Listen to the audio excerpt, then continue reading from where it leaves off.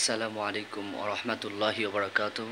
সম্মানিত দর্শক, প্রিয় মুসলমান ভাই এবং বোনেরা, প্রিয় দ্বীনী ভাই বোনেরা, আজকে আমি এই ভিডিওতে যে বিষয়টি নিয়ে আলোচনা করতে চাই, আমাদের সমাজে অনেক মানুষ আছে যারা আত্মীয় স্বজনদের, পার্সোনাল মানুষদের, কাছের মানুষদের ক্ষতি করে থাকে।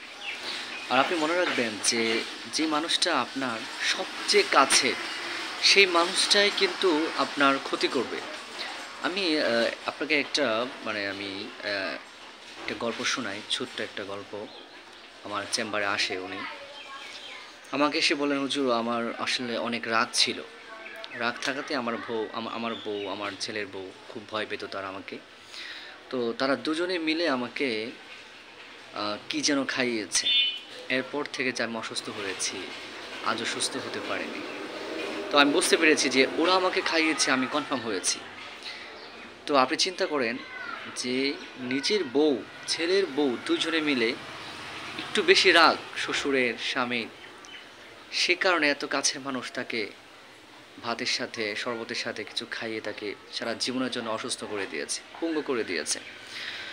তাহলে আপনি মনে রাখবেন যে অবশ্যই আপনার কাছের মানুষই আপনার ক্ষতিটা করবে।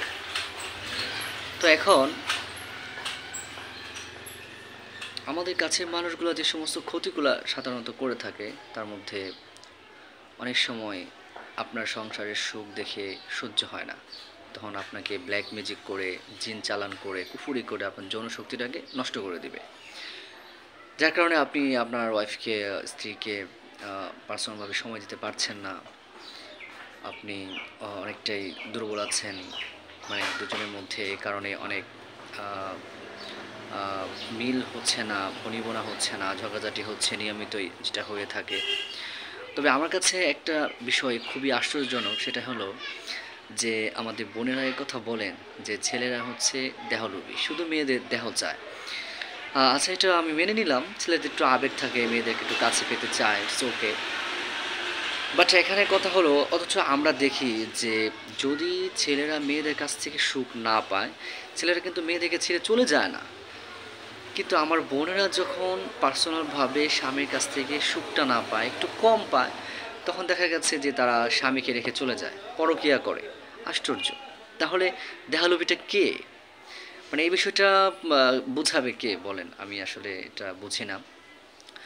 তবে আমি আপনাদেরকে যে কথাটা বলতে চাই যে যারা আসলে সমস্যার মধ্যে আছেন, অনেক দিন যাবৎ অনেক চিকিৎসা করেছেন, আপনি বুঝতেই পারছেন না যে কেন সুস্থ হয় না, চিকিৎসা করার পরেও সুস্থ হচ্ছেন না। হ্যাঁ, তাহলে আপনার ধরে নিতে হবে যে হয়তোবা আপনাকে এটাকে নষ্ট করে দিয়েছে, বান দিয়েছে, যৌন বান বলে এটাকে। ঠিক আছে? আপনি যেন অসুস্থ থাকেন, আপনি যেন সুস্থ আপনার স্ত্রীকে সময় দিতে না পারেন।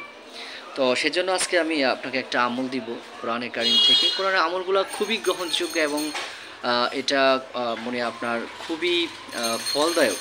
আপনি যদি কোরআনের প্রতি, আল্লাহর প্রতি বিশ্বাস রেখে যদি করতে পারেন, ইনশাআল্লাহ আপনি সুস্থ হয়ে যাবেন। তো আমলটা আপনার 14 দিন করতে হবে, 7 দিনের ভেতরে আপনি রেজাল্ট পেয়ে যাবেন ইনশাআল্লাহ। আমলটি হলো, প্রথমেই আপনি যে কোনো দুরূদ শরীফ পড়ে নেবেন, আল্লাহুম্মা সাল্লি আলা সাইয়্যিদিনা মুহাম্মাদ কিংবা সাল্লাল্লাহু আলাইহি সাল্লাম, অথবা আপনি নামাজে যে দুরূদ শরীফটা পড়েন এটাও আপনি পড়ে নিতে পারেন। আচ্ছা, এরপরে আপনি যেটা করবেন সেটা হচ্ছে বানী ইসরাঈলের 82 নম্বর আয়াত। এই আয়াতটা আপনি বিসমিল্লাহ পড়ে পড়ে 3 বার একাধারে পড়বেন। যেমন বিসমিল্লাহির রহমানির রহিম, ওয়া নুনাজ্জিলু মিনাল কুরআনি মা হুয়া শিফাউ ওয়া রাহমাতুল লিল মুমিনিন ওয়া লা ইয়াজিদুয যালিমিনা ইল্লা খাসারা। আবার বিসমিল্লাহির রহমানির রহিম। আয়াতের শুরুতে 3 বার বিসমিল্লাহ, 3 বার আয়াতটি পড়বেন। পড়ার পরে আপনি পানিতে 3টি ফু দিবেন। আচ্ছা, এটা গেল। তারপর আপনি সূরাতুল বাকারার 255 নং আয়াত, আয়াতটি হচ্ছে আয়াতুল কুরসি, এটি আপনি বিসমিল্লাহ পড়ে পড়ে 3 বার পড়বেন।